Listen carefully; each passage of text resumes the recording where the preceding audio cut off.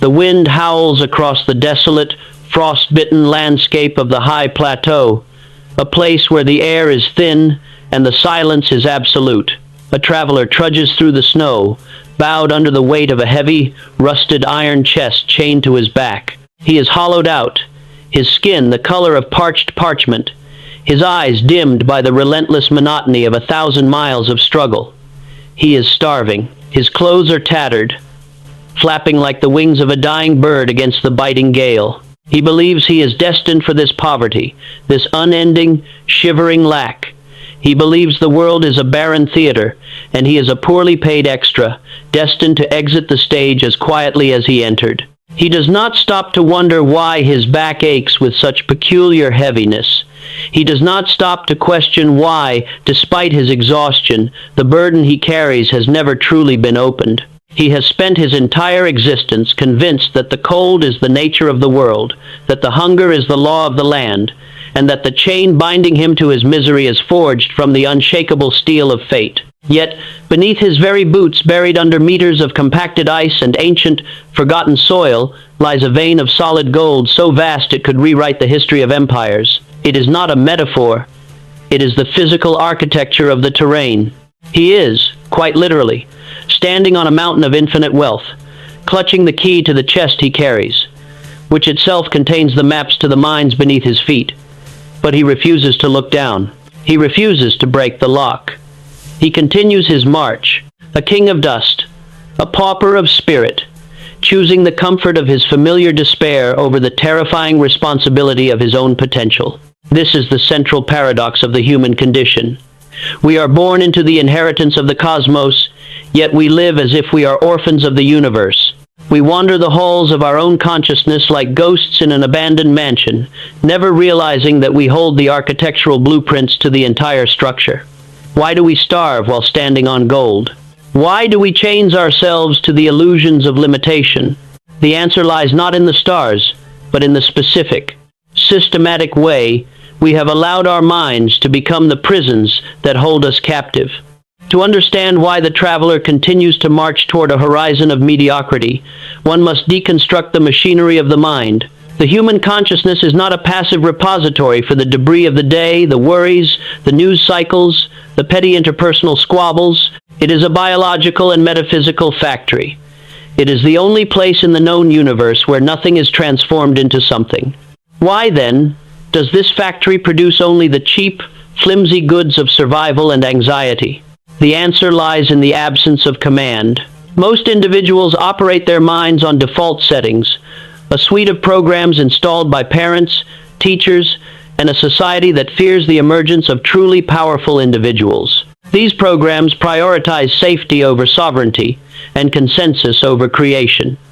When one accepts the message that they are not enough, the subconscious mind, acting as the loyal, unthinking foreman of the factory, immediately begins to reconfigure the machinery to produce evidence that this belief is true. How does this process function? It operates through the reinforcement of feedback loops. If one believes that their potential is capped, they will unconsciously avoid situations that demand greatness. They will perceive opportunities as threats. They will interpret neutral feedback as confirmation of their inadequacy. The mind, seeking to be consistent with the image one holds of oneself, will selectively filter reality to protect that fragile, limited ego. This is the recursive loop of the mediocre. The deeper question is, how do we interrupt the loop? The interruption begins with the recognition of the prison of the self. Every limitation you currently experience, the financial ceiling, the emotional fragility, the lack of influence, is a wall you have built yourself, brick by brick, with the mortar of your own beliefs. The paradox is that the very same mind that constructed the prison is the only instrument capable of dismantling it. To shift from a life of drifting to a life of accumulation, one must cease being the victim of their thoughts and become the architect of them. This requires a fundamental shift in perspective. You must stop viewing your life as a series of events that happen to you and start viewing it as a series of conditions you manifest through the frequency of your conviction. If you present yourself to the world as a supplicant, the world will treat you as a servant. If you present yourself as a master of your own destiny, The world with its inherent fluidity will step aside and forge a path for you. The mind is a mirror. It does not choose what to reflect. It only returns the image you provide. If you wish to change the reflection, you must change the posture of the one standing before the glass. In the mid-19th century, in the soot-stained corridors of a failing textile mill in northern England, worked a man named Elias Thorne. Thorne was, by all accounts, a man of profound invisibility. He was a shift foreman who oversaw the machinery that produced cheap cotton for the masses. The mill was a place of grinding, rhythmic defeat. The air was thick with lint and the damp, heavy scent of resignation. The men who worked there lived in a state of terminal decline. They were born in the mill, they grew old in the mill, and they expected to be buried in the shadow of the mill's chimney. Thorne, however, was possessed by an internal friction that the others lacked. While his colleagues spent their evenings in the local tavern drowning their frustration in ale, Thorne sat in his small attic room, staring at a single blank ledger. He did not have money. He did not have connections. He did not have the luck that people later claimed paved his path to greatness. What he had was the audacity to view the mill not as a destination, but as a laboratory. He began to document the flow of the mill's production, not merely as mechanical sequences, but as a system of wasted potential. He applied the forgotten treasure principle. He looked down at the gold beneath his feet. He noticed that the heat generated by the massive steam engines was being vented into the atmosphere, a colossal waste of energy that could, if harnessed, power an entirely separate refinement process. While the owners saw only fuel consumption, Thorne saw a latent powerhouse. For 7 years, Thorne did not speak of his ideas. He allowed his peers to mock his quiet, methodical habits. He allowed his superiors to ignore his suggestions for efficiency. But in the silence of his own mind, he was refining his intent. He was building the mental structure of a man who owned the mill, long before he held a single share of stock. When a catastrophic economic downturn shuttered the region, the mill owners panicked and fled, leaving the facility to be dismantled for scrap. Thorne did not panic. He did not seek validation. He walked into the bank, his ledger under his arm, and spoke with the cold, immovable certainty of a man who already understood the outcome. He did not ask for a loan. He proposed a transition. He laid out the mechanics of the heat recovery system with such absolute clarity that the bankers, terrified by the chaos of the market, saw in Thorne the only steady point of reference. He took the keys, he took the risk, and within 2 years, he was exporting textiles of such superior quality and lower cost that he triggered a regional renaissance. Thorne had no magical advantages. He simply stopped acting as an extra in the drama of his poverty. He realized that the mountain of gold was the efficiency of the very system that everyone else ignored. He excavated his own potential from the rubble of expectation. He proved that the world does not respond to what you want. It responds to what you command through your actions and your belief. The transformation you seek is not a destination to be reached. It is a state of command to be initiated. To begin the work of building a mind that does not know how to fail, you must first accept the terrifying truth that you are currently the greatest obstacle to your own success. The shackles are not locked. You have simply chosen not to push the doors open. Today, your task is simple, yet brutal in its requirement for honesty. Conduct a limitation audit. Take a blank ledger, your own version of Thorne's, and list the 3 most realistic barriers currently defining your life. Is it your finances? Your lack of a specific skill? The judgment of your peers? Now, apply the mastermind perspective. Ask yourself, if I were not the person who is currently failing, but the person I desire to become, would these barriers even register on my radar? Or are they merely justifications I have manufactured to keep myself safe from the pain of trying and failing? Do not settle for the easy answer.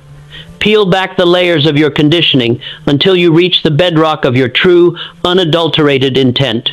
Once you have identified the source of your self-imposed prison, you must make a decision. Not a wish, not a hope, but a decision. Will you continue to starve on the mountain of gold? Or will you break the lock of your own conditioning and begin the excavation? The foundation is now laid. But a foundation, no matter how immovable, is useless without the cement that binds it to the reality you wish to create. We have established that the treasure is yours, and that the only barrier is the mind's own permission. But how do we ensure that this newly discovered potential is not immediately washed away by the tides of doubt and the inevitable storms of life?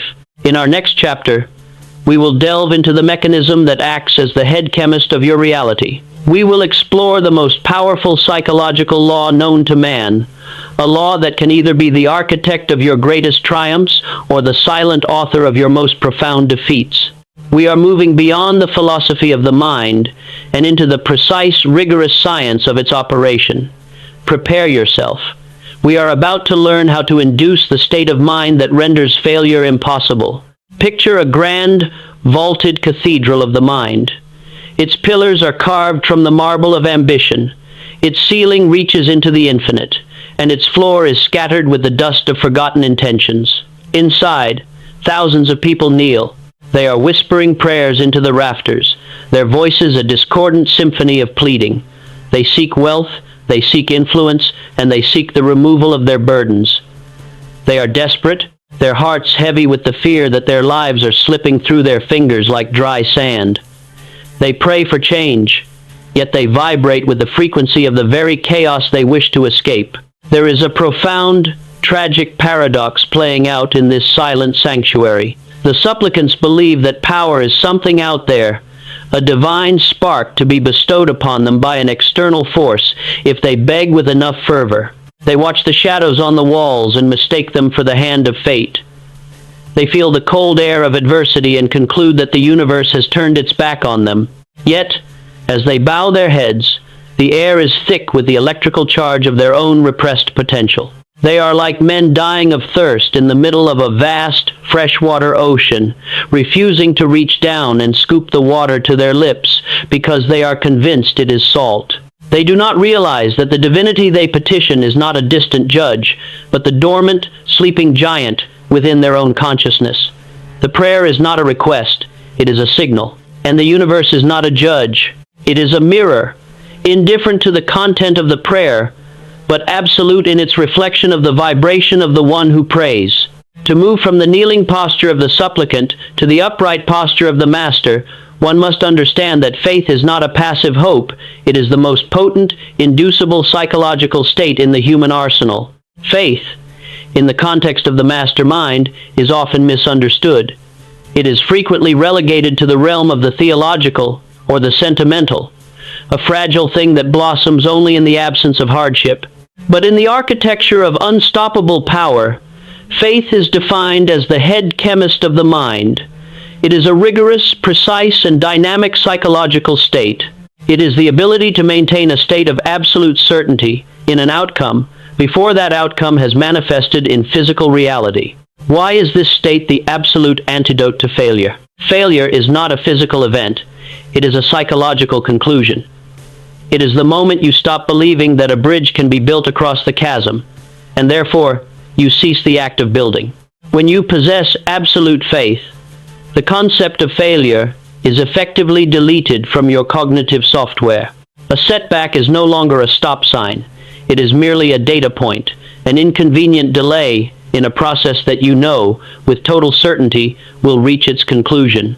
Failure requires you to accept the verdict of the external world as the final truth. Faith allows you to reject that verdict, subordinating the physical reality to the vision held within the mind. How does this head chemist actually function? When a thought is blended with the intense, sustained vibration of faith, it undergoes a transmutation. It is no longer a mere idle fancy. It becomes a command. The subconscious mind, which serves as the bridge between your individual consciousness and the infinite intelligence of the universe, intercepts this vibration. It does not analyze the logic of your situation. It does not check your bank account or your social standing. It recognizes the intensity of your conviction as the primary directive. When you operate in this state, you are effectively tuning the receiver of your subconscious. You begin to notice opportunities that were previously invisible to you. Your intuition becomes sharper, guided by a singular, persistent focus. You become magnetic. People who possess the resources you require are drawn to your conviction, sensing that you are a vessel of inevitability. The how of this process is the synchronization of your internal state with the external objective. However, one must ask, if this is so effective, why do so many fail to harness it? The answer is the conditioning of the collective. Humans are social creatures, programmed to align their beliefs with the consensus of the tribe. The tribe is inherently conservative. It fears the outlier. Therefore, the tribe constantly emits signals of limitation. Be realistic. Know your place. Don't aim too high. Most people allow these external signals to override their internal potential. They try to build faith while simultaneously entertaining the voices of doubt. They are like a radio, attempting to play a symphony while it is being drowned out by the static of 1,000 competing stations. To master faith, one must become a guardian at the gate, ruthlessly purging the static of doubt and replacing it with the high-fidelity signal of absolute, unshakable belief. In the annals of industrial progress, few figures illustrate the mechanics of faith as clearly as the American entrepreneur, Silas Vane. In the early 20th century, Vane envisioned the construction of a revolutionary power grid system that could distribute electricity to rural communities, a concept that the established titans of industry mocked as a pipe dream for fools. Vane had no capital. He had no industrial backing. He was a man of modest means, living in a small apartment in Chicago, often struggling to pay the rent for his drafting table. When he presented his blueprints to investors, he was met with cold, clinical rejection. He was told that the physics were unproven, the market was non-existent, and the logistics were impossible. After his 22nd rejection, any rational man would have folded. The logic of the situation was overwhelming. He was a small man with a big idea in a world that favored the established and the cynical. But Vane did not operate on the logic of the world. He operated on the mechanics of faith. He didn't view those 22 no's as failures. He viewed them as part of the crucible. He understood that his internal state, his absolute conviction in the outcome, was the only factor that mattered. He didn't just hope the grid would be built. He spent his days living in the future where the grid was already operational. He visualized the lights flickering to life in remote cabins. He heard the hum of the turbines in his mind with such clarity that he felt the vibration in his bones. There was a moment, in the winter of 1912, when Vane was down to his last few dollars. He had been rejected by the final major firm in the city. He walked home through a freezing sleet, his coat soaked through. An ordinary man would have felt the crushing weight of reality. He would have felt like a failure. But Vane stopped at a street lamp. He looked up at the arc of light. He did not see a street lamp. He saw his vision manifest in the world. He spoke to himself, not as a desperate man, but as a man who had already succeeded. He told the universe, "The light is coming. I am the conduit." 3 days later, a man Vane had never met, a private financier who had heard a rumor of a persistent, strange inventor, knocked on his door. The man was not looking for a conventional investment. He was looking for the kind of fire Vane possessed. He saw in Vane an unshakable certainty that was more persuasive than any balance sheet. Within 5 years, Vane's grid was the standard for 3 states. He hadn't succeeded because he was lucky. He had succeeded because he had induced a state of faith so total that it rearranged the circumstances of his reality to match his conviction. He had become an irresistible force, and the world, eventually, had no choice but to move. Faith is not an emotion you wait to feel. It is a state you choose to inhabit. To embody this truth today, you must stop treating your ambitions as goals to be attained and start treating them as realities currently in the process of manifesting. This requires an act of supreme discipline. You must conduct a faith audit of your daily internal dialogue. When you look at your goals, do you see them with a sense of "I wish" or "I am"? The "I wish" vibration is the frequency of lack. It signals to your subconscious that the goal is distant and uncertain. The "I am" vibration is the frequency of possession. It signals that the goal is already yours, and you are simply waiting for the timeline to catch up to your certainty. Practice this. Spend 20 minutes tonight in the quiet chamber. Close your eyes and visualize your definite chief aim as a completed fact. Do not try to solve the how. The how is the responsibility of the universe. Your responsibility is the what and the why. Immerse yourself in the feeling of the achievement. If you are building a business, feel the energy of your satisfied clients. If you are seeking a new station in life, feel the weight of the responsibility and the depth of the satisfaction of being in that position. If doubt creeps in, and it will, for the mind is a creature of habit, do not fight it with logic. Fight it with the sheer, blinding intensity of your visualization. You are a chemist of your own reality. You are distilling the raw energy of thought into the physical substance of achievement. You are the only person who can define the limits of your potential. And today, you are choosing to remove those limits. The foundation of faith is set. You are now anchoring your thoughts to the bedrock of conviction. But a fire without fuel burns itself out. You have the spark and you have the vision. But how do you keep the engine running when the novelty wears off? How do you ensure that you don't drift back into the old, comfortable, and ultimately lethal patterns of the past?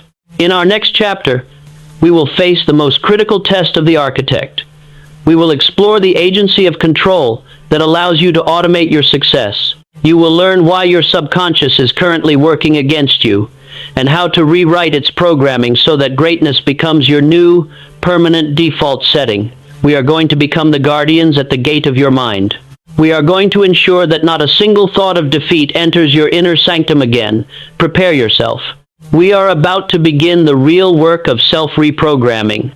Imagine a vast, sprawling estate at the edge of a great civilization. This estate is not made of stone or timber, but of light, frequency, and infinite, malleable potential. It is your mind. At the center of this estate lies a garden of unparalleled fertility, the subconscious. It is a place where every seed planted is guaranteed to grow, where every thought, once it takes root, inevitably bears fruit in the physical world. The problem is not the soil. The soil is perfect. The problem is the gate. Standing at the entrance of this estate is a sentinel. This sentinel has one primary directive: to protect the garden and to obey the master of the house. But the sentinel is blind. It does not possess the capacity to judge the quality of the seeds being brought to it. It does not distinguish between a seed of gold, a thought of abundance, courage, and purpose, and a seed of rot, a thought of fear, scarcity, and failure. If a beggar approaches the gate and tosses a handful of weeds into the garden, the sentinel lets them in. If a coward whispers a command of defeat, the sentinel executes it with the same mechanical precision as it would a command of conquest. Observe the average individual as they move through their day. They are constantly walking to the gate of their own subconscious, their hands full of the weeds of common conversation, the thorns of societal limitation, and the parasites of doubt. They wake up and recite a liturgy of limitation. I am tired. The world is unfair. I am not smart enough. The economy is collapsing. They toss these seeds into their own garden, and then, with a look of profound confusion, they wonder why their life is overgrown with the thorns of misery and the weeds of poverty. They are the architect of their own ruin, operating the machinery of their own destruction, while cursing the shadows they have cast upon the wall. The paradox is that you are the master of the house, yet you have allowed the sentinel to fall asleep. You have permitted the world to trespass upon your garden. Today, we close the gate. We arm the sentinel. We initiate the sacred, inviolable duty of the guardian. To master the law of autosuggestion is to assume absolute sovereignty over the communication line between your conscious desire and your subconscious manifestation. Autosuggestion is the agency of control through which an individual may voluntarily feed their subconscious mind on thoughts of a creative, constructive nature, or by the gravity of neglect, permit the intrusive thoughts of a destructive nature to take root. Why is this the most powerful psychological law known to man? Because it is the bridge between the metaphysical and the physical. Thought, in its raw state, is mere electricity. It is fleeting, intangible, and powerless. But when that thought is channeled through the engine of autosuggestion, it undergoes a transformation into a command. The subconscious does not possess a reasoning faculty. It is not a judge. It is an obedient servant. When you feed it a thought with enough emotional intensity and repetition, the subconscious accepts that thought as an order from the master. It then proceeds to move heaven and earth to manifest that command in your physical reality. How does this occur? And why is it so often catastrophic? It functions through the principle of neural plasticity. Every time you repeat a thought, I am a failure, I am not worthy, I am overwhelmed, you are physically altering the neural pathways of your brain. You are building a highway for that specific thought to travel. After enough repetitions, the thought is no longer a conscious choice. It becomes an automated program. You are running a script written by your trauma, your environment, and your peers. And you are running it so efficiently that you no longer realize it is a script. You think it is you. Why do we permit this? We permit it because we are afraid of the responsibility of the alternative. If we acknowledge that we are the sole programmers of our reality, we can no longer blame the economy, our upbringing, or our circumstances for our failures. To accept the law of autosuggestion is to accept that you are the cause of everything in your life. Most people prefer the comfort of the victim's excuse to the heavy, glorious burden of the architect's power. To master this law, you must ask, what is currently the dominant vibration of my mind? If your life is not a masterpiece, it is because you have been feeding your garden weeds. You must become a ruthless editor. You must treat every incoming thought from the news, from your friends, from your own inner critic as an uninvited guest. You must examine every thought at the gate. Does this serve my definite chief aim? Does this build the temple, or does it burn it down? If it does not serve, you must deny it entry. You must replace it with a command that reinforces the person you are becoming. This is not a request. It is a declaration of war against your own mediocrity. In the late 1920s, in the shadow of a decaying shipyard in a coastal town, worked a man named Arthur Vance. Vance was a rivet counter, a man whose life was defined by the dull, metallic thud of heavy labor. His peers were broken men, men whose souls had been eroded by the constant, grinding narrative that they were born to be cogs in a machine. They spoke in a language of defeat. They whispered stories of bankruptcies, of illnesses, and of the inevitable decline that awaited every laborer. Vance was an observer of this erosion.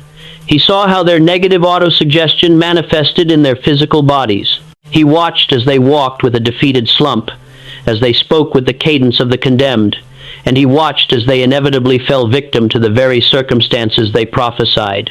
One day, a man Vance worked beside a man who had spent 3 decades saying, I am a broken man, finally collapsed on the docks. He had no disease, yet he was broken. He had simply been giving himself the command to break, and the subconscious, with its terrible and beautiful obedience, had complied. Vance made a vow in that moment. He would never again utter a word that did not serve his rise. He became a man of profound, almost unnerving silence. When the other men complained of the biting cold, Vance would say, the cold is sharpening my resolve. When they spoke of the hopelessness of their poverty, Vance would say, I am currently in the training phase for my prosperity. They called him strange. They called him arrogant. They mocked his strange, clean words. Vance began to spend his lunch breaks standing on a crate, not to preach to others, but to practice the art of his own internal command. He wrote his desires on the back of his worksheets. Least, he read them aloud, not with the tone of a dreamer, but with the tone of a general reviewing his battle plans. He fed his subconscious a diet of, I am the director of this yard, I am the architect of my own fortune, and I am immune to the infection of this environment. While his peers were busy manifesting their failures, Vance was busy constructing a new reality. When the shipping company hit a crisis, and the owners were looking to sell the entire operation to a conglomerate that planned to tear it down, Vance stepped forward. He had no money, but he had a reputation for an unshakable, strange, and magnetic certainty. The owners, who had watched this strange man conduct himself with a regal poise that defied his station, did not see a rivet counter. They saw a leader. He negotiated a buyout using the trust he had built through his own self-command. He took the yard, he transformed the culture, and he gave his workers a new vocabulary, a vocabulary of victory. He proved that the man who guards the gate of his mind eventually becomes the master of the city. The transformation from victim to architect begins with a single, non-negotiable act: the establishment of the daily liturgy of command. You must stop allowing your mind to be a democratic space where every negative impulse has the right to vote. From this moment on, your mind is a dictatorship of your own purpose. Your protocol for today. The morning threshold. Upon waking, before your feet hit the floor, you must issue your first command. Do not check your phone. Do not look at the news. Look into the mirror, or into the silence of the room, and declare the truth of the person you are becoming. I possess the intelligence, the drive, and the discipline to execute my definite chief aim today. Feel the truth of it. The gate audit. Throughout the day, you will encounter the weeds. When a negative thought enters, "I can't do this," "I'm not ready," catch it at the gate. Visualize yourself physically slamming the iron bolt shut. Replace it immediately with an empowering counterpart. If the thought is, "I'm not ready," replace it with, "I am acquiring the necessary mastery through this very action." The evening review. Before you close your eyes, you must debrief your sentinel. Review the day. If you allowed a weed to enter, note it. Do not judge it, and then imagine yourself pulling it out by the root. Plant a new seed in its place. You are reprogramming your own biological machinery. You are altering the chemistry of your own brain. This is not a practice. It is the construction of your own soul. The gate is closing. The garden is being prepared. But even the best guarded garden will not flourish if it is left to the mercy of the elements. We have established the command. Now we must establish the rhythm. A single, powerful thought can change your life, but a powerful thought repeated until it becomes the fundamental rhythm of your existence is what changes the world. In our next chapter, we descend into the deepest law of the universe, the cosmic habit force. We will discover how to lock your successes into the very fabric of your reality so that they are no longer dependent on your daily willpower. We are going to build a machine that runs your life for you. A machine that ensures that even when you sleep, your momentum is carrying you toward greatness. The horizon is not the limit. The limit is the consistency of your stride. Prepare yourself for the rhythm of the infinite. Observe the great tides of the ocean. There is no urgency in their movement, no frantic dashing against the shore, yet their persistence is absolute. The moon pulls, the earth turns, and the rhythm is maintained through an eternal, cosmic dance. Now, turn your gaze to the average human existence. It is a landscape defined by the jagged peaks of desperate effort, followed by the deep, dark valleys of absolute inertia. One day, a man wakes with the fire of 1,000 suns, determined to conquer his world. He works until his hands bleed, only to collapse in exhaustion, spending the next 3 days in a haze of aimless scrolling, indulgence, and bitter regret. He is a creature of fits and starts, a vessel tossed about by the changing winds of his own fleeting moods. The tragedy of the drifter is not that he lacks the ability to change, but that he lacks the architecture of continuity. He believes that willpower is a permanent reservoir, a fountain that never runs dry. He does not see that his life is a collection of habits that have been formed in the dark, without his consent, by the path of least resistance. He wakes up at noon. He reaches for the digital tether of the distraction economy, and he confirms his identity as a victim of circumstance, all before his feet have touched the floor. He is caught in the trap of the spasmodic life. He spends his existence fighting the current of his own nature, exhausting his soul in a struggle against the very inertia he helped create. He believes he is free because he chooses his distractions, never realizing that those distractions have long since chosen his fate. The paradox is this: the person who relies on motivation is a prisoner of their own emotions, while the person who relies on habit is the master of their own destiny. To achieve the extraordinary, one must stop acting and start becoming. The law of cosmic habit force is the universal principle through which nature maintains the equilibrium of existence. It is the force that dictates that any thought or action, when repeated with sufficient frequency, is eventually surrendered to the subconscious mind, becoming a fixed, automated rhythm. You are, at this very moment, a walking monument to your habits. Your health, your wealth, your emotional baseline, and your creative output are not the results of your sporadic intentions. They are the sum total of your recurring rhythms. Why does the mind surrender control to habit? The mind is a calorie-conscious organ. It is designed for survival, not for the exhausting, high-energy expenditure of constant, deliberate decision-making. Every time you consciously choose an action, your brain burns through precious glucose. If you had to decide, every morning, whether to brush your teeth, which foot to put forward first, or how to react to a stressful email, you would suffer from paralysis by mid-morning. Habit is the mind's way of outsourcing the labor of living. When a task becomes a habit, the brain essentially turns off the conscious monitoring system, allowing the subconscious to handle the load. How do we harness this to construct a character incapable of failure? The transformation begins when you consciously choose the habits that were previously formed by chance. This is the act of architectural intervention.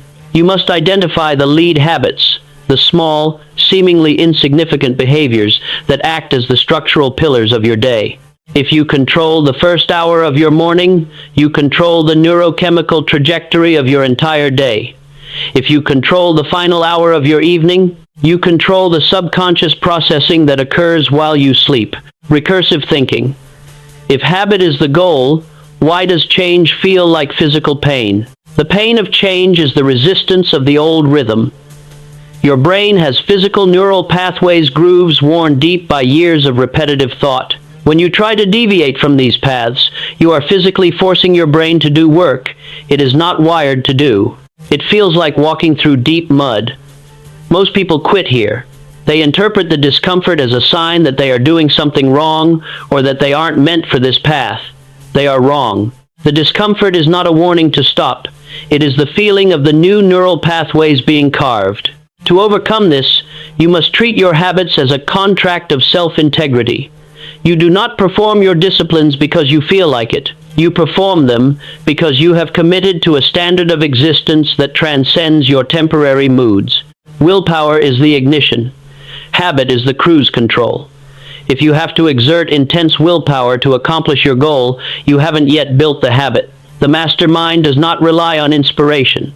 The mastermind relies on the relentless, monotonous, beautiful precision of the daily ritual.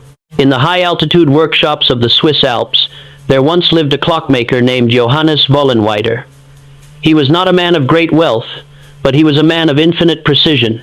His reputation was not built on the intricacy of his movements, but on the strange, unwavering consistency of his life. For 40 years, the villagers noticed that Johannes followed a rhythm that mirrored the very movements of his master clocks. Every morning at 4 a.m., before the sun touched the peaks, his lantern would glow. For 90 minutes, he studied the mathematics of escapements, a subject he had mastered decades prior, yet he studied it as if it were a new revelation. At 6 a.m., he worked. He did not work for the market. He worked for the absolute standard of his own soul. He never missed a stroke of his file. He never allowed a gear to leave his bench that was not perfectly balanced. When the Great War broke out and the economy of the region collapsed, the surrounding factories fell into ruin. Their systems were reactive. They were built on the shaky foundations of quarterly demand and impulsive expansion. When the market shifted, their rhythms were shattered and they could not readapt. They had built their houses on the sand of convenient effort. Johannes, however, did not even notice the crisis. His habits were so deeply ingrained, so fundamentally tied to his being, that he could no more stop his work than he could stop his breathing. His rhythm was his sanctuary. When the world was in chaos, his workshop was a temple of order. The quality of his work, sustained by his decades of rhythmic devotion, became the only commodity that the desperate, war-torn markets of Europe would accept. He did not have to adjust to the new world. The world came to him, begging for the stability he had cultivated in his 90-minute morning sessions. Johannes died a master. He left behind a legacy not just of clocks, but of character. He proved that when the rhythm of a man's life is aligned with the rhythm of the universe, no external force can disturb the trajectory of his success. He had built a machine out of his days, and that machine carried him through the storms that swallowed the rest of the world. The mastery of cosmic habit force is the difference between a life of frantic chaos and a life of symphonic progress. To embody this today, you must cease the attempt to motivate yourself. Motivation is the fuel of the amateur. Discipline is the engine of the master. You must stop waiting for the right time or the right mood. The right time is the moment you have scheduled for your advancement, your protocol for the new rhythm, the 5 a.m. sacred hour. This is your primary anchor. You will rise while the world sleeps. In this silence, you will dedicate 90 minutes to the mastery of your craft or the conditioning of your mind. Do not deviate. If you miss one day, you have begun to train your subconscious that your word to yourself is negotiable. Do not negotiate. The uncomfortable execution. Identify the one task you dread most. It is likely the task that holds the highest leverage for your success. Schedule it as the first item of your working day. By executing the uncomfortable first, you shatter the inertia of the day before it has a chance to take hold. The ritual of review. Each evening, record your adherence to these habits. Be cold and clinical. Did you do the work? If yes, acknowledge the consistency. If no, identify the specific point of failure and adjust the environment to prevent its recurrence. You are the engineer of your own behavior. When your habits become your identity, the struggle ends. You will no longer feel the internal tug of war between what you want to do and what you should do. You will simply do, because that is who you are. If you are ready to stop being a creature of moods and start being a creature of rhythm, if you commit to building a routine that renders failure impossible, press the like button now. It is your mark of transition from the drifter to the master. Subscribe to this channel and align your rhythm with this alliance. We are moving toward a level of precision that few dare to pursue. You have begun to automate your success. You are no longer relying on the fickle winds of desire. You are setting your sails to the steady trade winds of habit. But even the best-laid machine encounters the unexpected, the abrasive, and the outright hostile. What happens when the world pushes back? What happens when you encounter the no, the rejection, or the crushing failure that threatens to derail your entire engine? In our next chapter, we descend into the forge of the master. We will discuss the law of persistence, the carbon that turns the soft iron of your desire into the unbreakable steel of destiny. We will explore why failure is not a sign that you should stop, but a signal that you are getting closer to the threshold of a breakthrough. The road to greatness is not a straight line. It is a battle. And we are going to learn why the man who refuses to quit is the only one who truly possesses the earth. Prepare your resolve. We are about to harden your heart against the possibility of defeat. The mountain path is treacherous, slick with the remnants of an alpine storm, shrouded in a mist so thick it swallows the horizon. A traveler stands before a sheer granite cliff, the final ascent to the summit. He has been climbing for days, his breath coming in ragged, crystalline gasps, his boots worn to nothing, his spirit frayed by the relentless indifference of the elements. Before him lies a path that others have taken, but those others have long since turned back, their footprints erased by the wind. He faces a paradox that has broken empires. The closer he comes to the peak, the more impossible the ascent appears. The air grows thinner, the rocks more unstable, and the temptation to succumb to the gravitational pull of the valley, to simply sit down and rest in the soft, warm grass below, becomes an agonizing siren song. He is drenched, shivering, and exhausted. His mind whispers the same lie that has haunted every pioneer in history. This is far enough. You have proven yourself. No one will blame you if you stop here. But look closely at his hands. They are raw, stained with the lichen of the crag, yet they possess a grip that defies the logic of his fatigue. He is not merely climbing a mountain. He is being forged by it. The mountain does not care if he reaches the top. The storm does not care if he perishes. Nature is entirely neutral, offering no reward for effort and no punishment for surrender. The traveler understands this, and in that understanding, he finds a terrifying, exhilarating freedom. He realizes that the summit is not merely a geographic point. It is a spiritual threshold, The difference between the man who dies on the slope and the man who stands upon the peak is not a matter of strength, nor intelligence, nor luck. It is a matter of the persistence of the will. It is the alchemical process by which the soft, malleable clay of desire is subjected to the crushing pressures of adversity until it transforms into the unbreakable, refined steel of a master. Persistence is the character of the soul. It is the bridge between the conceptual world of I wish and the physical world of I have. Without persistence, all other virtues, intelligence, passion, discipline, are merely potential energy, incapable of doing work. Persistence is the active refusal to accept the reality of the present moment as the final verdict of the future. Why is it that the average individual fails to persist, even when they possess the vision? The failure is rooted in a fundamental misunderstanding of the nature of resistance. Most people believe that when they encounter an obstacle, they have hit a wall, a barrier that marks the absolute limit of their progress. They view the obstacle as an external negation of their goal. The mastermind, however, views resistance as the symptom of momentum. The universe does not waste its resistance on the stagnant. It reserves its fiercest storms for those who are actually moving. Therefore, the presence of an obstacle is not a sign to stop. It is the most reliable indicator that you are on the right path. How does one maintain persistence when the evidence of the senses, the lack of progress, the mounting rejections, the depleting resources screams that the endeavor is futile? This requires the cognitive reframing of feedback. The amateur sees a rejection as a personal condemnation, an indictment of their worth. The master sees a rejection as a market query. When the world says no, it is providing a specific, coded message about why the current alignment is off. Perhaps the pitch was misaligned, the timing was premature, or the value proposition lacked clarity. By treating every setback as a piece of data rather than a personal failure, the master removes the emotional sting of the process. Recursive thinking. If persistence is the key, why is blind stubbornness the path to ruin? Here lies the nuance. Persistence is not the act of banging your head against the same closed door for eternity. That is insanity. Persistence is the sustained effort toward a goal, accompanied by the flexibility to change the methodology. Why must we be flexible? Because the objective is the truth, but the methods are merely maps. If the road is washed out, the master does not sit in the mud and declare the destination impossible.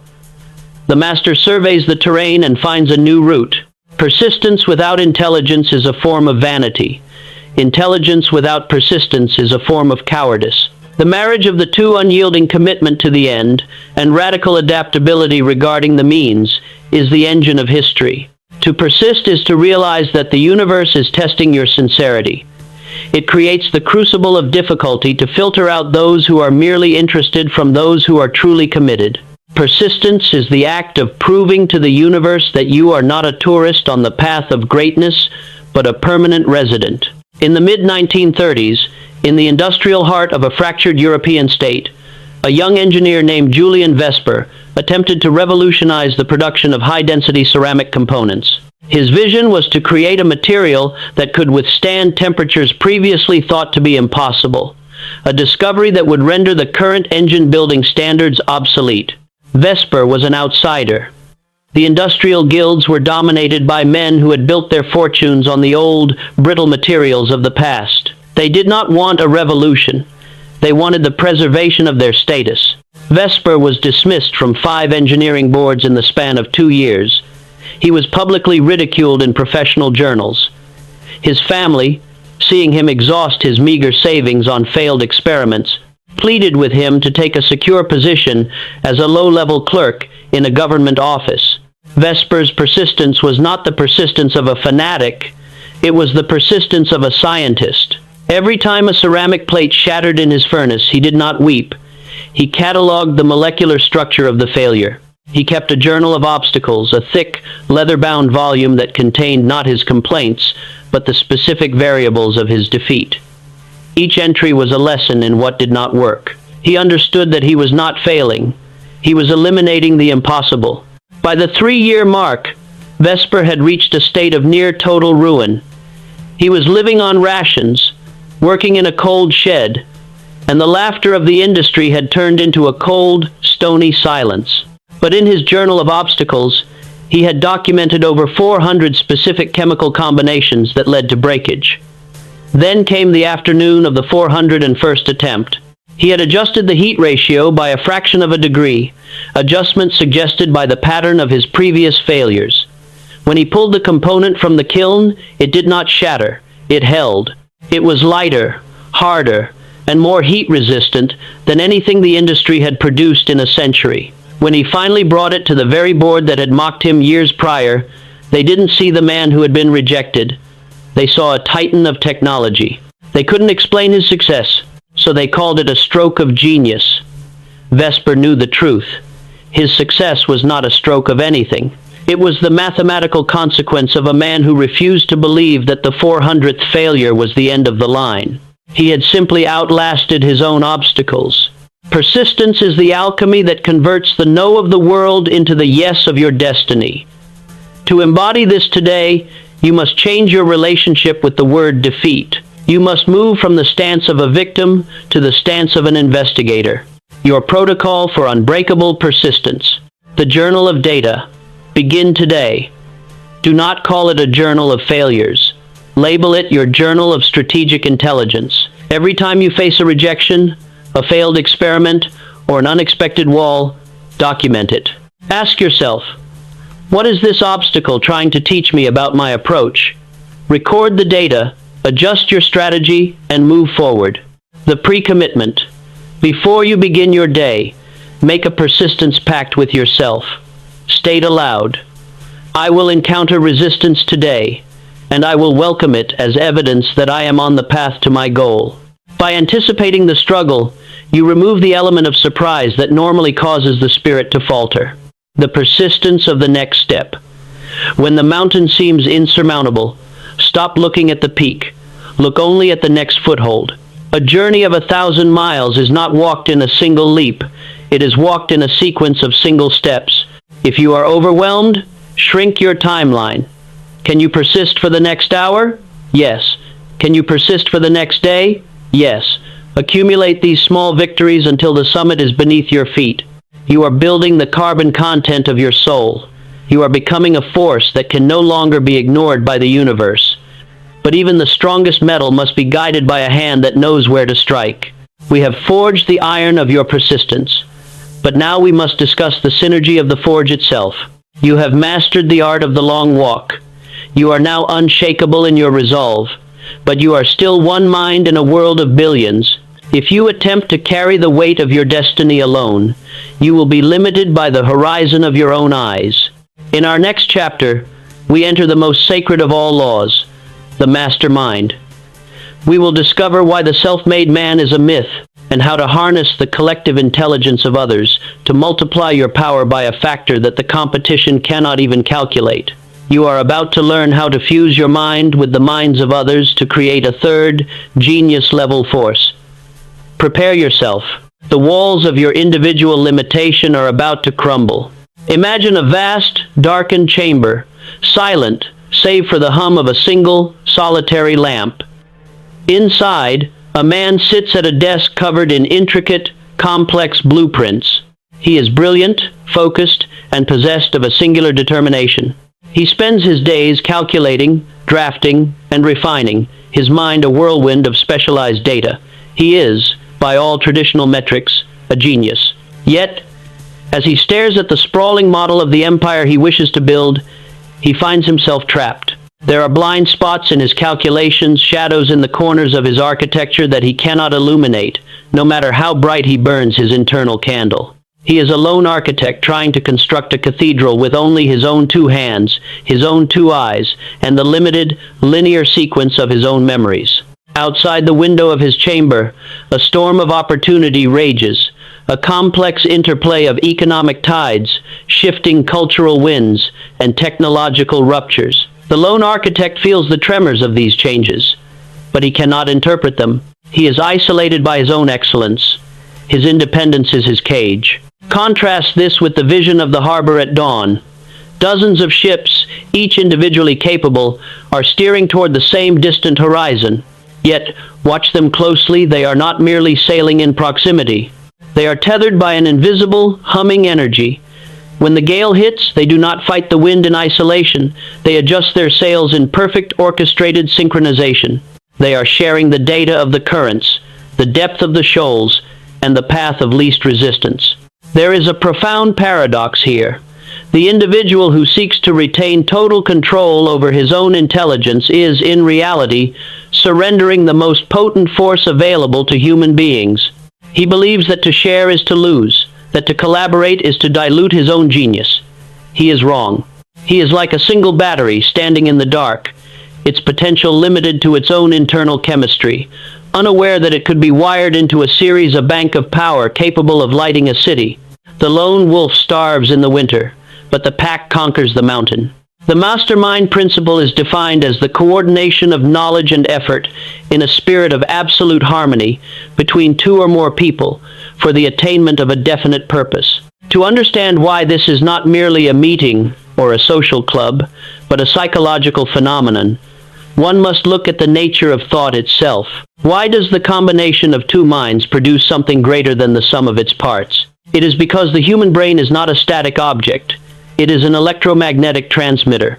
When two or more minds focus upon a singular objective in a state of harmonious intent, they create a third mind, an invisible, intangible, yet immensely powerful psychological force. This third mind acts as a bridge to infinite intelligence, accessing wisdom, problem-solving capacity, and creative synthesis that exists beyond the boundary of any single individual's consciousness. How does this psychic fusion occur? It functions through the mechanism of resonant frequency. Imagine two tuning forks tuned to the same pitch. If you strike one, the other will begin to vibrate in sympathy, even if you never touch it. When you enter a mastermind alliance, your mind begins to vibrate in sympathy with the goals and the intellect of your partners. This resonance cleanses your own cognitive field of doubt, fear, and limited perspective.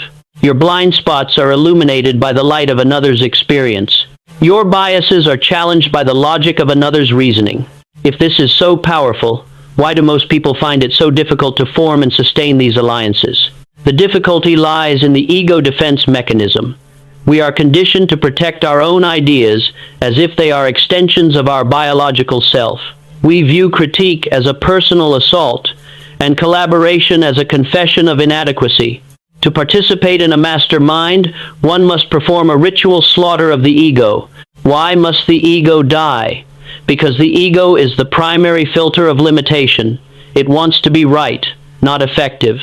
It wants to be the hero, not the contributor. The mastermind requires absolute honesty, the kind of brutal, crystalline truth that can only exist where there is no fear of social consequence. How do you cultivate this? You must approach your alliance as a war room. You must agree, before a single word is spoken, that the objective is the only thing that matters. The meteorologist's data is as vital as the financier's capital. The skeptic's caution is as necessary as the visionary's fire. You are not building a group of friends. You are building a cognitive supercomputer. In the early years of the century, a small, struggling collective of urban planners in the industrial sprawl of northern Italy faced an impossibility. They had been tasked with reclaiming a massive tract of land, a salt marsh that had been declared biologically dead and economically unviable by 3 successive government commissions. The conventional wisdom was clear. The land was a graveyard of capital. The collective was led by a man named Giacomo Rossi. Rossi was not a master of soil chemistry, nor was he an expert in hydraulic engineering, nor was he a wizard of municipal finance. He was a conductor. He understood that the problem was too complex for any one genius to solve. He assembled a group of 6. A hydrologist who had spent her life studying mountain streams, a botanist obsessed with halophytic vegetation, an economist who had navigated the wreckage of the war, a local merchant who knew the rhythms of the people, an architect who saw spaces as organisms, and an artist who saw the aesthetic potential of the impossible. For the first 3 months they did not build. They met, they fought, they dismantled each other's assumptions. The hydrologist looked at the architect's designs and declared them fantasies. The economist looked at the botanist's plan and saw only bankruptcy. It was a crucible of conflict, but it was harmonious conflict. They shared a burning desire to see the marsh reclaimed. They were not fighting for their ego. They were fighting for the objective. Then, during a meeting in the fourth month, something shifted. It was a moment of synchronous breakthrough. The hydrologist, while describing the flow of the tides, mentioned a specific mineral deposit. The botanist immediately linked that mineral to a species of seagrass that would stabilize the earth. The economist realized that if they didn't have to build expensive drainage pipes, the financial model would flip into profit. The third mind had ignited. They ceased to be six individuals. They became a singular, multifaceted, problem-solving engine. Within 3 years, they hadn't just reclaimed the land, they had turned it into the most productive agricultural belt in the region. They didn't do it through harder work. They did it through the mastermind effect. They had synthesized their specialized knowledge into a strategy that the government commissions, who were still trying to solve the problem with single viewpoint thinking, couldn't even comprehend. The mastermind is your ultimate leverage. You are currently trading your limited time and your singular perspective for the results you desire. That is a bad trade. The mastermind allows you to trade your single-point perspective for the panoramic wisdom of a collective. Your protocol for alliance formation. The inventory of deficiencies. Conduct a ruthless audit of your own mental capacity. Where are you weak? Are you a visionary who struggles with the grit of execution? Are you a tactical genius who lacks the warmth of the negotiator? Identify the 2 or 3 specific cognitive missing pieces in your architecture. The criteria for selection. Do not seek nice people. Seek effective people. You need individuals who possess 2 traits above all else: intellectual excellence and unwavering commitment to the mission. Avoid the cynic, avoid the drifter, and absolutely avoid the man who cannot admit when he is wrong. The operational protocol. When you assemble your mastermind, establish the vow of confidentiality and candor. This is a sacred space. Within this circle, there is no rank, no status, and no social grace. There is only the truth and the purpose. Meet with a clear, written agenda. End with a clear, documented set of actions. The third mind requires structure to function. You are no longer a solitary traveler. You are a commander of a fleet. But even the best commanded fleet will be sunk if the ship is riddled with the internal rot of fear and the paralyzing silence of insecurity. We have built the alliance. Now we must secure the vessel. The alliance is the foundation of your power. But what happens when the fear within the alliance begins to fester? What happens when the silence that should be used for listening becomes the silence of fear? In our next chapter, we descend into the inner sanctum of the master. We will confront the ancient enemies, the fear that paralyzes the tongue, and the insecurity that demands you speak when you should be silent. We are going to learn how to walk through the fire of your own terror, and how to command the room with the sound of your own stillness. Prepare yourself. We are about to learn that the most powerful word is the one you do not say. The arena is bathed in the harsh, unflinching light of high noon, a coliseum not of sand and stone, but of the human psyche. In the center stands the seeker of greatness, armor glistening, sword drawn. Across from him stands the shadow, a creature of shifting, smoke-like form, radiating an aura of absolute cold. This is the enemy within. It is not an intruder, it is a mirror. It wears the traveler's face, it speaks with the traveler's voice, and it knows the precise architecture of the traveler's insecurities. The paradox is this: the seeker spends his life sharpening his steel, training his mind, and building his alliances, yet he ignores the traitor hiding within his own walls. The shadow does not attack with brute force, it does not need to, it simply whispers. It whispers when the sun sets, when the confidence wanes, and when the prospect of greatness feels like a burden too heavy to bear. It whispers, "You are a fraud. The obstacles are insurmountable. Your effort is a vanity." The traveler stands frozen, his heart hammering against his ribs, the exact familiar rhythm of terror. His palms sweat, his breath is shallow. He believes that this physiological collapse is a sign that he is fundamentally unsuited for the battle. He looks at his opponent, who is merely a projection of his own mind, and he trembles. He fails to realize that the fear is not a warning to retreat, it is a signal of the threshold. He is standing at the edge of the known self, looking into the abyss of the unknown potential. The shadow is not there to destroy him, it is there to test if he is worthy of the crown he seeks to claim. To conquer the shadow, one must stop fighting it as an external enemy and recognize it as the threshold guardian of one's own sovereignty. Fear is the oldest, most primal feedback loop in the human evolutionary script. It is the architect of the status quo. It is designed to keep you safe, warm, and unremarkable, because throughout the long, brutal history of humanity, being remarkable was often a death sentence. Why does fear feel like a physical, insurmountable wall? Because fear is the mechanism of the survival mind. It is rooted in the limbic system, a part of the brain that operates in the primitive binary of fight or flight. It does not understand the nuances of the 21st century marketplace. It treats a tough negotiation, a public presentation, or a necessary change in career trajectory as if it were a predator stalking you through the tall grass. The physical sensation, the racing heart, the dilated pupils, the cortisol surge is a masterclass in biological efficiency. Your body is preparing you to run or to kill. But since you cannot run from your ambition, and you cannot kill your own potential, the energy turns inward, manifesting as paralysis. How does one dismantle this mechanism without attempting to remove fear?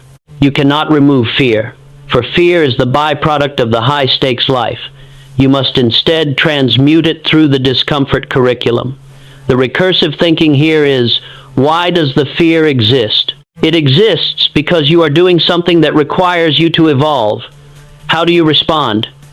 You do not move away from the source of the fear. You move into it. The mastermind understands that fear is merely a ghost in the machine. It is a phantom image cast by your imagination. By repeatedly walking into the center of the fear, you strip it of its substance. This is the process of desensitization. The first time you stand on the precipice, you tremble. The 50th time, you study the view. The 100th time, you see the opportunity. The fear has not gone away. You have simply expanded your capacity to hold it. You have turned the energy of the fight or flight response into the energy of focus and execute. The deeper philosophy. Why is the mastery of fear the ultimate act of self-sovereignty? Because the person who cannot control their own fear is a puppet. If you are afraid of failure, the world will use failure to manipulate you. If you are afraid of ridicule, the world will use ridicule to silence you.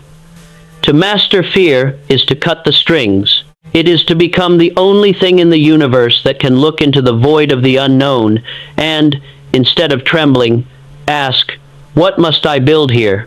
In the mid-19th century, a young, frail man named Julian Thorne became the youngest architect in the history of the Royal Engineering Guild. He was tasked with the design of a bridge across a turbulent, notoriously dangerous gorge, a project that had claimed the lives and careers of 3 previous masters. The bridge was a monstrosity of engineering difficulty. The winds were violent, the bedrock was unstable, and the public sentiment was one of superstitious dread. Thorne was not a brave man by temperament.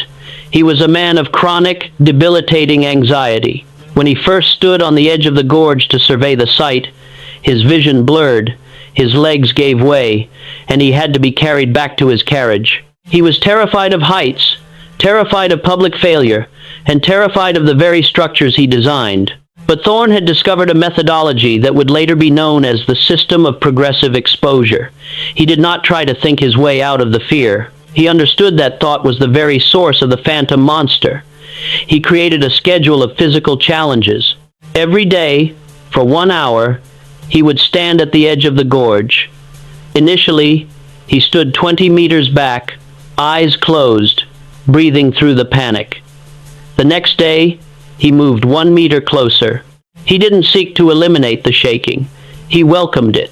He treated the physical symptoms of his fear as if they were a workout, a gym session for his nervous system. He learned to feel the surge of adrenaline, and instead of labeling it as danger, he labeled it as readiness. He began to view the gorge not as a graveyard, but as his own personal training facility. 6 months later, Thorne stood on the partially constructed scaffolding, high above the churning river, and directed the work with a calm that bordered on the supernatural. His colleagues, who had seen his initial collapse, were stunned. They asked him how he had conquered his paralyzing dread. Thorne replied, "I did not conquer it. I walked through it until it grew tired of chasing me." He had built the bridge across the gorge, but more importantly, he had built the bridge across his own soul. He had proven that the man who walks through his fear is not a man without fear. He is a man who owns his terror, and in owning it, renders it impotent. Fear is the gatekeeper of your potential. When you feel the familiar tightening in your chest, do not recoil. Recognize it as the friction of your own expansion. You are touching the edge of who you were, and the transition into who you are becoming is always accompanied by the noise of the old self. Your protocol for outwitting the enemy. The exposure ledger. Identify the 3 demons that currently dictate your movement, the conversations you avoid, the risks you won't take, the opportunities you leave on the table. Each week, dedicate at least 1 hour to the discomfort protocol. Approach the fear. If it is public speaking, walk into the room where you are most afraid. If it is a necessary negotiation, initiate the conversation. You do not need to succeed. You only need to be there. The physiological reframe. When the adrenaline hits, stop, physically breathe, and rename the sensation. You are not anxious. You are charged. You are not scared. You are prepared. Your body is simply giving you the energy you need to complete the task. The commitment to exposure. Make a binding oath. You will never allow fear to be the final word in a decision. If fear is the primary reason you are saying no to an opportunity, that is the most definitive signal that you must say yes. You are stripping the shadow of its power. You are reclaiming the territory of your own mind. But even after the fear is mastered, there remains the final, treacherous trap of the human ego. We live in a world that screams for attention, where the loudest voice is often mistaken for the most authoritative. Yet, we have seen that the true master is often the most still. The fear is now a tool, an engine of your advancement. You have learned to channel the internal fire. But there is another kind of power, one that is far more subtle and far more dangerous. It is the power of the void. Most people speak to prove their existence, to fill the silence, to seek the validation of the crowd. They are broadcasting their weakness on every frequency. We must now master the inverse. We must learn the art of the intentional silence. We must learn how to command the room without uttering a single word. Prepare yourself. We are about to learn why the man who can hold his tongue is the man who holds the keys to the kingdom. The gala is a kaleidoscope of excess, a cacophony of clinking crystal, frantic laughter, and the relentless, desperate broadcast of human egos. In the center of the hall, a young social climber is mid-sentence, his voice rising in volume to match the intensity of his need for approval. He speaks to fill the space, to convince the room that he belongs, to weave a tapestry of accomplishments that he hopes will hide his internal emptiness. He is a master of the noise of the self. Every pause is a horror. Every silence a chasm he must bridge with more words, more facts, more manufactured charm. He is drowning in his own exhaust, oblivious to the fact that the more he speaks, the less he is heard. In the corner of the same room, positioned near a pillar of shadow, sits an elderly financier. He does not speak. He does not posture. He is a statue of intentional stillness. When he is spoken to, he listens with a depth that makes the speaker uncomfortable, as if his silence were a vacuum sucking the truth out of them. He does not offer hollow pleasantries. He offers presence. The young climber, driven by the instinctual need for recognition, eventually gravitates toward him, desperate to be acknowledged. He spills his ambitions, his insecurities, his secrets, all in a frantic bid to elicit a reaction. The financier simply watches, his expression as unreadable as the surface of a deep, frozen lake. The paradox of the human condition is played out here. The one who screams for attention is ignored, while the one who possesses the power of the void commands the gravity of the entire room. We live in an age that worships the broadcast, where the ability to generate noise is mistaken for the capacity to lead. But noise is the byproduct of friction, and friction is the death of efficiency. The void, that profound, intentional, and terrifying space between thoughts, is where true authority is born. It is the ultimate luxury, the ultimate weapon, and the rarest commodity in the modern world. Strategic silence is not merely the absence of speech, it is the presence of an active, observational intelligence. It is the tactical decision to withhold one's perspective until the environment has been fully mapped, the intentions of others have been exposed, and the optimal moment for impact has arrived. Why is silence the most misunderstood instrument of power? Because human beings are inherently reactive creatures. We are programmed to treat silence as a void that must be filled. When a conversation lapses, the primitive brain interprets it as a social threat, a rupture in the fabric of tribal belonging. We speak to reassure ourselves that we are safe, that we are understood, and that we are relevant. By refusing to speak, the mastermind disrupts this social conditioning. They refuse to play the game of tit for tat. They remain anchored in their own certainty, forcing the other party to reveal their hand, their weaknesses, and their hidden agendas. How does the silence generate an aura of inevitability?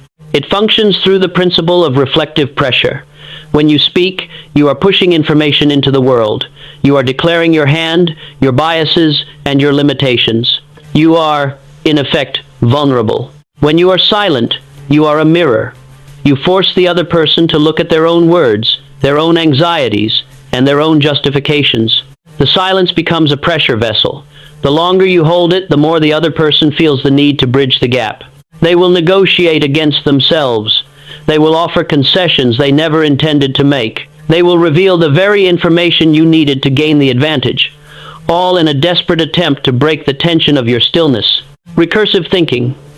If silence is so potent, why do we feel an almost physical compulsion to break it? It is the fear of being known for who we are rather than who we claim to be. To be silent is to be exposed. In the stillness, your own thoughts become deafening. You cannot hide behind the mask of your eloquence. You must sit with your own conviction. The amateur speaks to hide the absence of certainty. The master is silent because his certainty is so absolute that it requires no external validation. How do we master this? We must treat every word as a currency of immense value. Most people spend their words like a spendthrift, with a limitless line of credit, only to find themselves bankrupt when they actually need to make a purchase. The mastermind is a hoarder of words.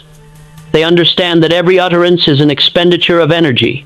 By withholding that energy, they increase the scarcity value of their voice. When they finally choose to speak, the gravity of their words is amplified by the silence that preceded them.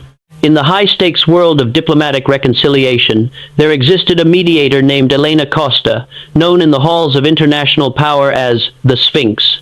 Costa was tasked with negotiating the dissolution of a bitter, multi-generational border conflict that had seen the collapse of 3 previous mediation efforts. The parties involved were not interested in peace. They were interested in the exhaustion of their opponent. At the opening summit, Costa did not present a plan. She did not offer a vision for the future. She walked into the negotiation hall, took her seat, and opened her notebook. She nodded at the lead delegates, and then she waited. The first hour was a masterpiece of manufactured tension. The delegates grew restless. They began to bicker among themselves, their arguments growing sharper as they looked to Costa for an intervention that never came. She was not passive.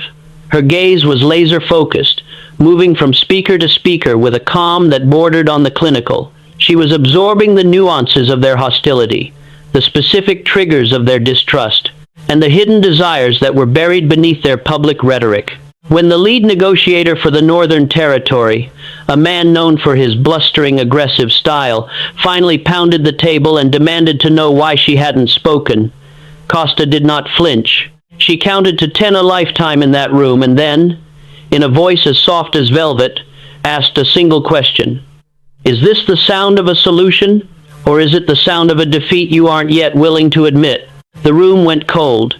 The negotiator was silenced, not by her volume, but by her piercing clarity. By remaining silent, Costa had stripped away the artifice of their posturing. She had forced them to sit in the stillness of their own failure. By the time they finished speaking, They were negotiating for survival rather than posturing for power. She had done more in 10 minutes of calculated, strategic silence than the previous mediators had achieved in months of frantic diplomacy.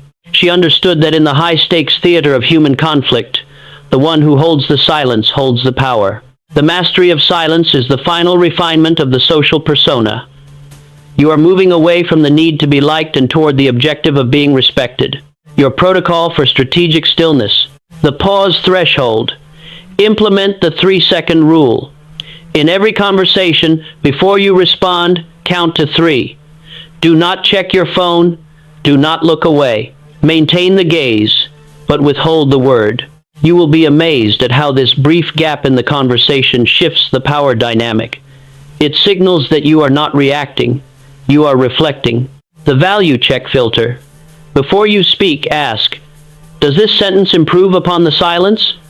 If it is just a piece of filler, a nervous laugh, or a redundant observation, withhold it. Train yourself to find comfort in the space. The more you sit in the silence, the more your own thoughts will settle, and the more profound your eventual contributions will become. The observation mandate. In your next meeting or negotiation, commit to being the person who speaks the least. Instead of trying to dominate the space with your voice, dominate the space with your presence. Listen until you can repeat the other person's argument better than they can. Only then, speak. You have now mastered the inner landscape. You have tempered your steel, built your alliances, outwitted your fears, and harnessed the power of the void. Your mind is a sharpened blade, ready for the final, most dangerous application. We have built the fortress, but now we must learn how to direct the energy of the fortress. We are moving toward the art of the laser, the science of controlled attention. The stillness is your new default. You are no longer a leaf in the wind. You are the stone in the river. But a stone, no matter how immovable, does not create the harvest. To create the life you envision, you must focus. You must learn to channel the totality of your consciousness into a singular point. In our next chapter, we descend into the science of the laser. We will learn how to protect your attention from the global war of distraction. We are going to learn how to burn through obstacles rather than merely pushing against them.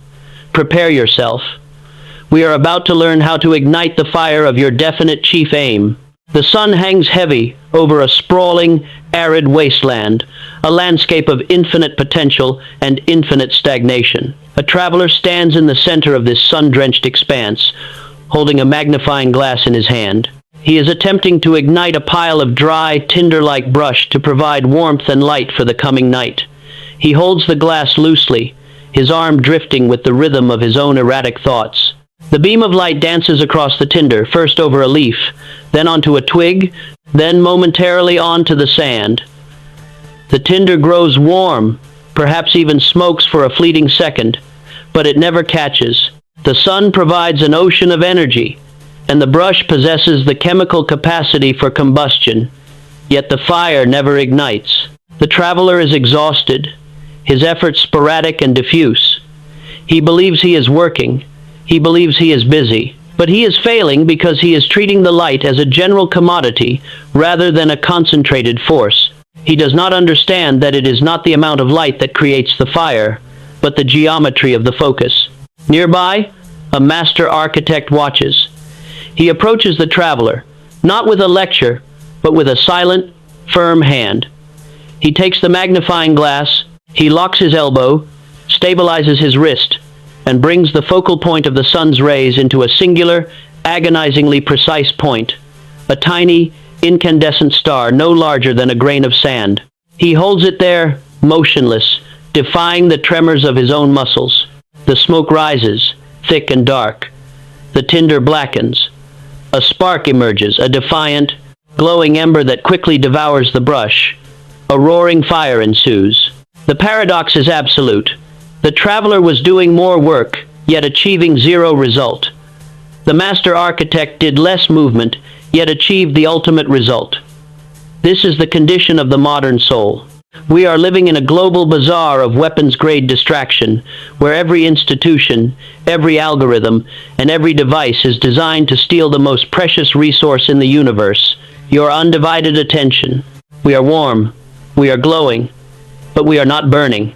We are the scattered light of 1,000 half-finished ambitions, and until we learn to harness the glass of our own consciousness, we shall remain forever cold in the presence of infinite heat. Controlled attention is the act of coordinating all the faculties of the mind and directing their combined power toward a given end. It is the conscious refusal to allow the mind to drift.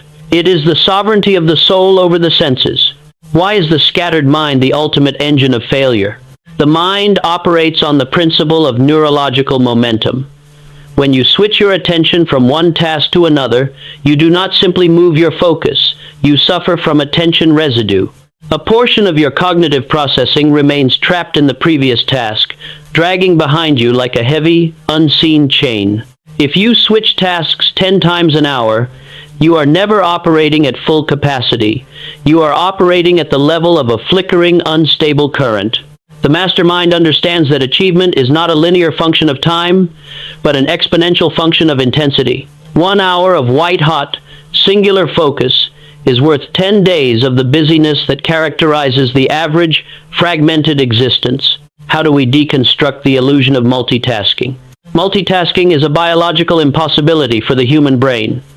What we call multitasking is, in reality, rapid-fire attention switching. It is the systematic destruction of deep cognition.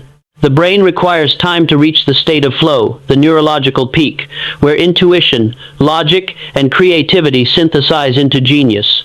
Flow cannot be entered in a state of distraction. Flow demands a toll, and that toll is the surrender of all other inputs.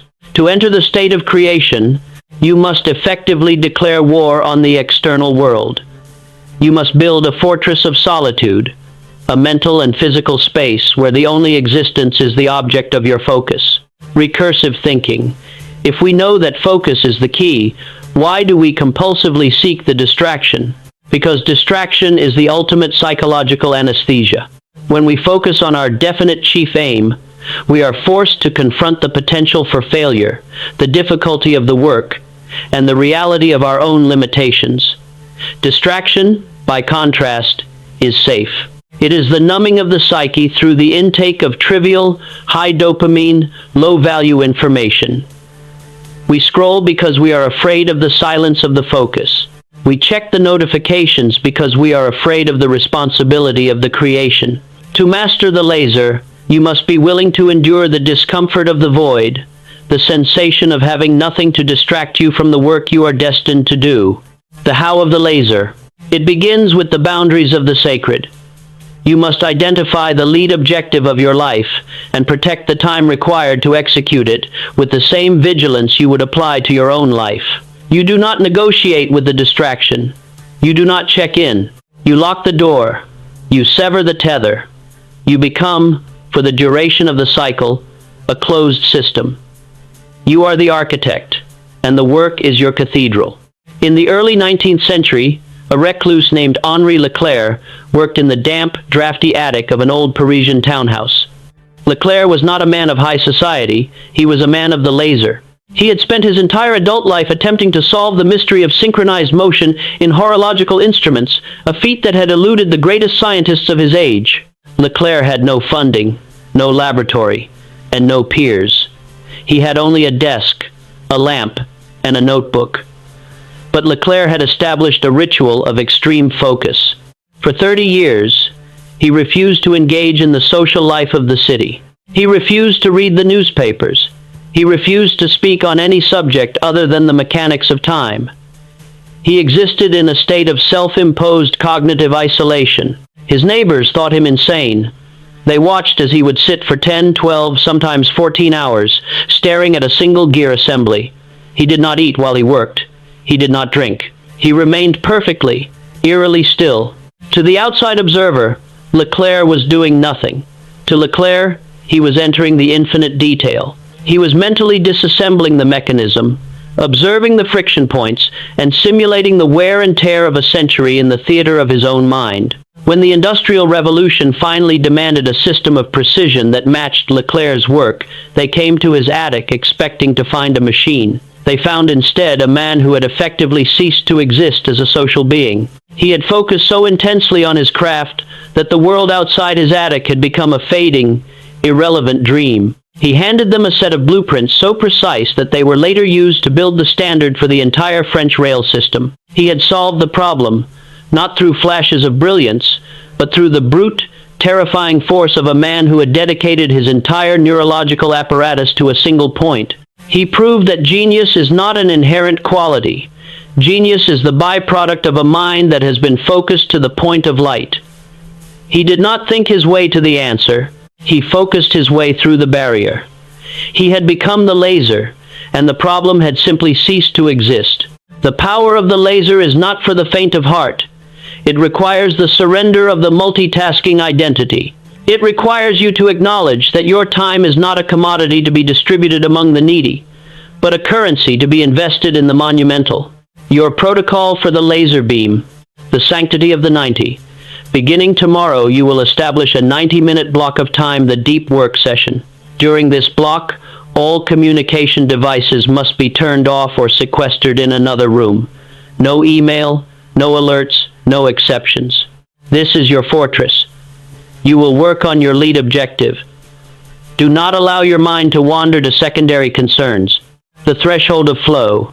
Recognize that the first 20 minutes of the session will be the hardest. This is the attention friction phase. The mind will scream for the distraction. It will suggest urgent matters that need your attention. You must treat these suggestions as the mental equivalent of a toddler throwing a tantrum. Do not engage. Sit in the discomfort. Once you pass the 20-minute mark, the friction will dissolve and the laser will engage. The visualization of completion. Before you begin, spend 2 minutes in the theater of the mind. See the work finished. See the result in its perfect, completed state. This acts as a navigational beacon for your subconscious, ensuring that your focus is not aimless, but targeted toward a definite end.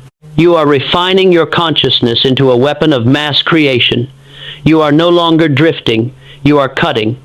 But a laser, no matter how powerful, must have a target. We have the focus, and we have the habit, and we have the alliance. But now, we must define the ultimate mission. We must find the definite chief aim that acts as the magnet for your entire life. Value-based call to action. If you are ready to stop scattering your light and start burning through your obstacles, if you commit to the 90 minutes of absolute focus, press the like button now. It is your sign of intent. Subscribe to this channel and keep the laser steady. We are the ones who will ignite the changes the world is waiting for. The focus is locked. The target is in sight. But a weapon without a mission is a tragedy. We have built the engine, the chassis, and the weapon. Now, we must steer the ship. In our final chapter, we will discuss the culmination of the mastermind, the law of the definite chief aim, and the terrifying, liberating power of radical responsibility. We are going to define exactly where you are going, and we are going to ensure that you are the only one holding the wheel. Prepare yourself. We are about to complete the architecture of the sovereign. The harbor is a place of eternal, restless expectation. Thousands of ships bob upon the glassy surface, their hulls painted with the names of grand aspirations, their masts laden with the promise of distant shores. Each ship is a masterpiece of maritime engineering, strong, buoyant, and capable of weathering the most violent gales. But as the sun dips below the horizon, casting a long violet shadow over the docks, a singular haunting truth becomes apparent. The vast majority of these ships are not going anywhere. They are anchored to the silt of the harbor floor. Some are tethered by the heavy rusting chains of past failures. Others are held by the silken, invisible ropes of social expectation. Still, others are simply drifting, their captains having long ago fallen into a deep, drug-like slumber, waiting for a wind that they have never bothered to identify. There is a frantic energy to the harbor, shouts of crewmen, the clatter of loading cranes, the promise of departure, but it is the frantic energy of the treadmill. On the far end of the pier, a solitary vessel pulls away. It is not the largest, nor is it the most gilded, but it moves with an uncanny, silent grace. It does not wait for the tide. It does not ask for permission from the harbor master. Its rudder is locked into a singular, unwavering, bearing a star in the southern sky that the rest of the fleet has long since ceased to notice. The captain of this ship stands at the helm, his face carved from the granite of absolute purpose. He is not steering, he is commanding. He has accepted the burden of the destination, and he has accepted the terrifying, liberating truth that if he strikes the reef, it is his fault, and if he reaches the treasure, it is his prize. This is the great divide of human existence. We are all ships in the harbor, but only the sovereign commander understands that the anchor is a choice. We are all waiting for the perfect conditions to sail, unaware that the captain creates the weather of his own soul. Why do we stay? Because to cast off is to leave the comfort of the land. Because to sail is to accept that there is no one left to blame for the storms. The sovereign command is the final threshold of the mastermind, the realization that you are not merely the captain of the ship, but the creator of the sea itself. The law of the definite chief aim, combined with the assumption of radical responsibility, constitutes the operational logic of a mastermind. It is the final transition from the philosophy of success to the physics of achievement. Why is a definite chief aim the prerequisite for all significant accumulation? The universe is a medium of infinite potential, but it is also a medium of infinite chaos. When you approach the universe with a vague desire, I want to be successful, I want to be happy, I want more money, you are providing no structural coordinates for the universe to act upon. You are asking for something in a reality that responds only to specifics. Why does the aim must be definite? Because a definite aim organizes your entire cognitive apparatus. It dictates what you perceive, what you prioritize, and what you discard. Without a definite aim, your subconscious is essentially a powerful computer running without a software program. It generates massive amounts of power, but it applies that power to random, unproductive tasks. How does radical responsibility transform this aim into an inevitability? Radical responsibility is the psychological closing of the loop. Most individuals operate on a conditional responsibility model. They accept ownership of the results when things go well, but they outsource the blame to external factors, the economy, their partners, their childhood when things go poorly. This is the death of power. By outsourcing the blame, you effectively outsource the agency to change the situation. Recursive thinking. If everything is my fault, does that not lead to the crushing weight of guilt? No. For guilt is a paralyzing emotion rooted in the past. Responsibility is an empowering state rooted in the future. If you acknowledge that your current reality, your bank account, your health, your influence is the result of your past decisions, you are not wallowing in failure. You are acknowledging that you are a causative agent. The question is not, who is to blame? The question is, how have I created this, and how do I create the next? By assuming total ownership, you strip away the psychological escape hatch of if only. You eliminate the possibility of a victim identity. If you built the wall, you can tear it down. If you set the anchor, you can lift it. The mechanics of sovereignty. The mastermind operates on the principle of the self-correcting system. When the sovereign commander encounters a failure, he does not look for an external culprit. He looks for a flaw in the system. He treats himself as a data-gathering machine. Why did the deal fail? Because the communication was unclear. How do I fix it? I will refine the communication protocol. This is the cold, surgical efficiency of the sovereign. He does not take failure personally. He takes it professionally. In the mid-20th century, the city of Oakhaven was a town in the grip of a terminal industrial decline. The main factory, which employed nearly 40% of the population, had been shuttered for 3 years. The town was a ghost of its former self, its streets lined with the wreckage of shattered windows and forgotten dreams. The city council met weekly to discuss how to petition the government for emergency relief, the classic posture of the victim. Among the residents was a woman named Clara Vance, a former school teacher who had lost everything in the crash. Vance did not join the council. She did not sign the petitions. She sat in the quiet of her home and wrote down a single statement of intent. I will convert the vacant textile mill into a center for digital education and export the talent of this town to the global market by the end of 3 years. It was a statement of absurdity. She had no capital. The mill was in ruins. The town was filled with men and women who had spent their lives believing they were factory workers and nothing more. The mayor laughed at her. The bankers told her the town was a sunk cost. Clara Vance did not argue. She did not seek their permission. She walked into the mill, sat on the cold concrete floor, and began to map the reclamation. When the roof leaked, she did not blame the weather. She patched the hole herself or found the person who could. When the townspeople refused to learn the new trade, she did not blame their ignorance. She examined her method of teaching and refined it until it resonated with their inherent work ethic. She lived by a mantra that became the secret pulse of the town. It is my mill, it is my town, and it is my fault if we fail. She accepted the failure of the town as her own personal responsibility. When she hit a wall, she did not look at the wall. She looked for the lever. Within 3 years, Oak Haven was not just saved, it was transformed. The factory workers had become world-class digital designers. The mill was a global hub, and the town's prosperity was the subject of national study. Clara Vance had not been given a miracle. She had commanded a reality, and she had accepted the absolute, heavy, and beautiful responsibility of ensuring that the command was realized. The sovereign command is the final state. You are the architect, the builder, and the captain. You are the only voice that matters in the court of your own potential. Your protocol for sovereignty, the crystallization of the aim. Write your definite chief aim on a card. It must be specific, measurable, and timed. I will achieve X by date, by providing service. If your aim is vague, your life will be vague. Read it aloud, every morning and every night, until it is more real to you than the walls around you. The responsibility shift. Today, perform a blame purge. Identify every single person or condition you have blamed for your lack of progress. Write their names down. Now, burn the list.